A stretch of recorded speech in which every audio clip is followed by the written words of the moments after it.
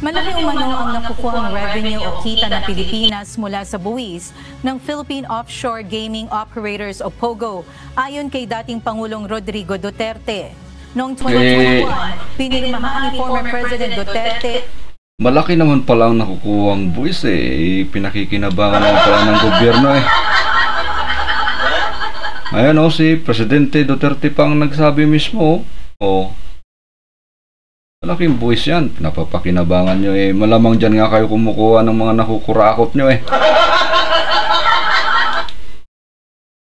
Ang Republic Act 11590 para patawan ng mas malaking tax ang POGO at ma-regulate ang illegal gambling operations sa bansa. Inilaan umano ang buwis na nakukolekta mula sa POGO sa Universal Healthcare Act, healthcare facilities at budget para sa programa ng National Economic and Development Authority o NEDA. Kita nyo? Dapat pinapalakpakan dapat tong POGO na to Laking bagay, di ba? Tumutulong pa sa mga mahihirap sa mga Tapos, nakikinabangan nyo rin. Bakit naman kaya ito? Malamang ito, nakurakot na naman itong POGO na to, kaya naglalabasan na naman itong mga Alam mo kasi, maski nung pumayag ako dahil... Alam nyo kasi, na mismo yan ni former President, Kailangan natin ng pera. Marami tayong mga nasunugan, hingi ng tulong, makakatulong. Batay sa ulat ng Department of Finance, 8.8 billion pesos ang nakolektang buwis ng Bureau of Internal Revenue sa POGO noong 2022. Mas mataas kumpara sa 3.91 billion pesos tax earning noong 2021. Ayon pa kay Duterte, legal ang POGO sa bansa at naging korap lamang dahil sa panghihimasok o pakikialam ng mga pulis at politiko. Ang sinasabi ko, korap talaga.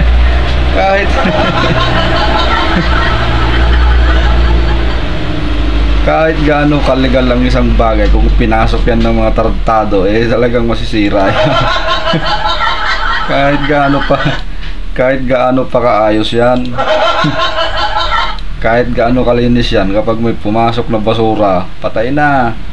Sigurado yan, basura ang kalalabasan yan. Ganoon talaga yun Isa pang dahilan nito kaya inaano tong POGO ngayon kasi pirmado ni Duterte diba?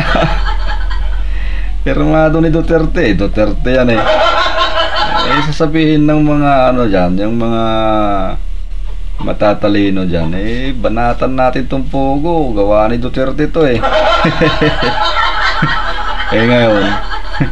ngayon ang napapalabas lang nila siyempre yung mga korap na opisyal ng POGO. Legal nga naman yung POGO, pirmado ng presidente. Malinis yan, yung problema may mga pumasok na politiko at mga pulis na mga visit yan. Nagkaloko-loko na, damay-damay na ang buong asosasyon ng POGO. Ganun yun. Gawa ni Duterte yan Gawa ni Duterte yan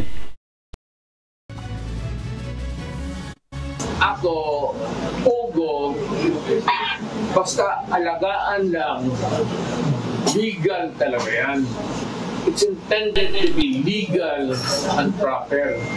Pagka pumasok na dyan, nandyan na yung corruption, police, pati politiko, sira talaga ang pamada. Pagka pumasok na, tapos nandyan na yung mga politiko, pati mga polis, wala.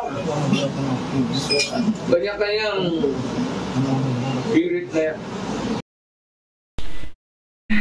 Kanya-kanyang kurakot na yan. Ayan, lumabas ang baho niyo mga kurakot kayo, mga visit kayo. Tapos idadamay niyo yung matanda. Magdadamay kayo ng matanda sa kalukuhan niyo, mga visit.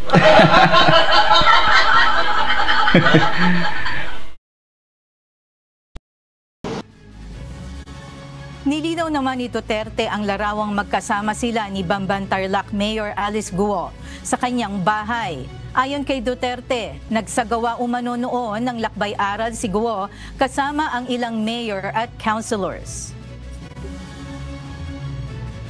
So I do not deny that she was there because nandyan sa picture eh. So what about?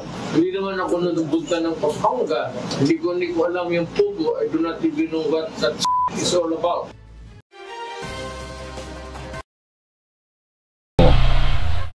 Picture lang eh. Talaga itong mga visit na ano to, mga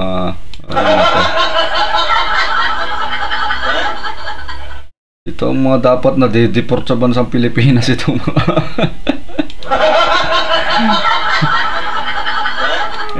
dadamay nyo pa yung matanda dyan sa mga katarantaduhan nyo. Ayos naman, legal naman daw pala. Yung problema nga, pinasok ng mga politiko at ng mga pulis na ano, na puro kalukuhan lang alam, mga pira-pira lang ang labanan. Yari na, di ba? Yung picture na yun picture lang naman yun Malay nyo kung pinasyalan si Duterte ng tao dahil idol niya, di ba? Okay, bahala na kayo dyan mga padli, kung ano opinion nyo dyan.